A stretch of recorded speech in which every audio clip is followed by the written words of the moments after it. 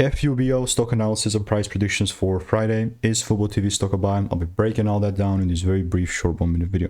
Especially now, just looking at Fubotv, I'm generally just looking to take things further up and not randomly freaking buy.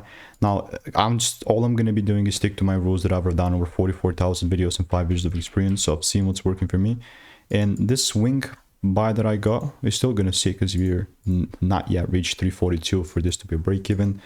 And you can see from the pre-market is already 403. So more likely than not, I'm not even going to be getting my rules met. Which is fine, you know, like I'm not going to just force a trade or whatever.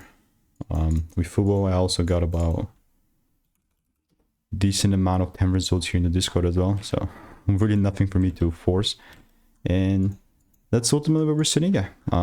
Without the confirmation, I'm not buying. And if it sort of gaps up, so be it. I'm not going to run after the trade, but mainly I'll keep you updated. So if you want to stay tuned and get free saws, free stock picks, click the first link in the description, get the free insights and emails as well.